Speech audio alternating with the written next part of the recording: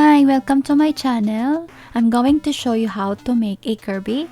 You're gonna need a size 8 yarn.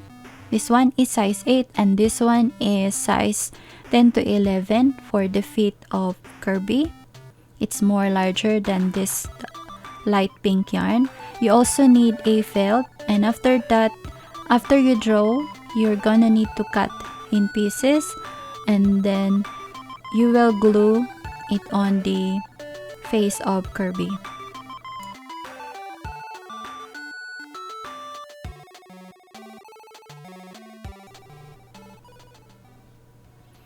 For round 1, we will do a magic ring. This is for the arm of Kirby. You're gonna do a magic ring, chain 1, and 6 single crochet inside the ring.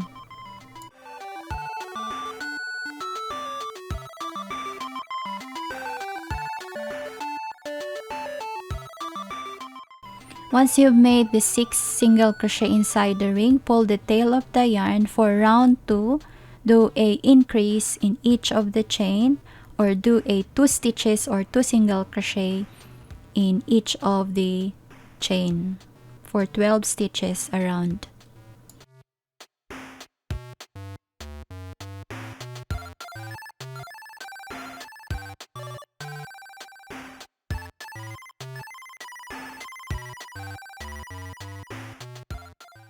For round 3, do a single crochet each of the chain for 12 stitches.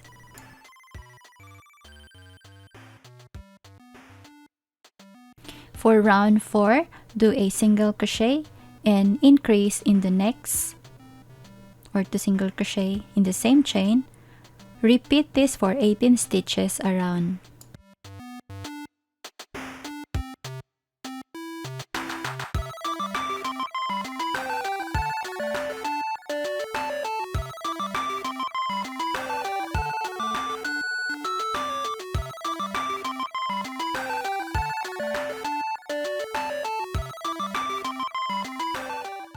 For round 5, 6, and 7, for 3 rounds, do a single crochet each of the chain for 18 stitches.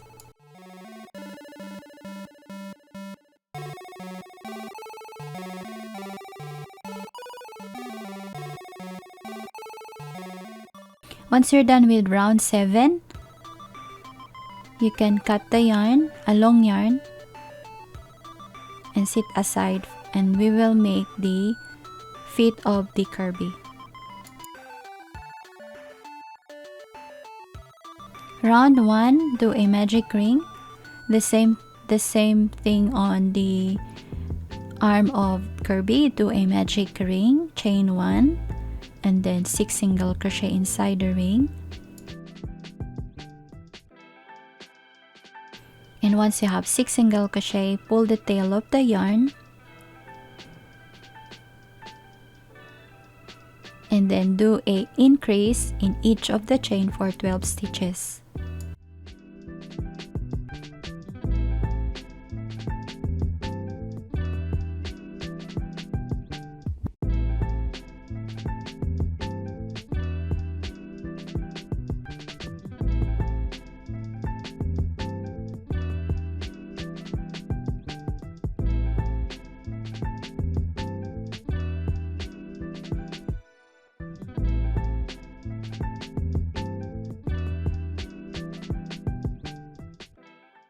For round 3, do a single crochet in the first chain and increase in the next,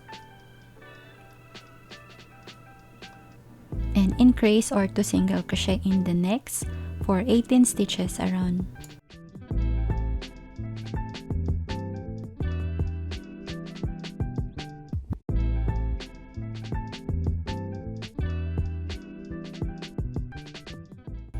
And for round 4 to 5 and 6, just repeat single crochet each for 18 stitches around.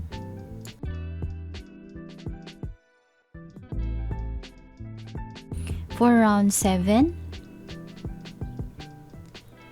we will count 9 single crochet, 1,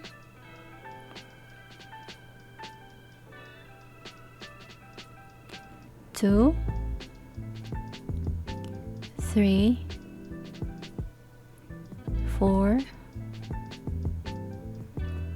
5, 6, 7, 8, and 9, and then do a chain 1, and then go back to a single crochet 1, 2,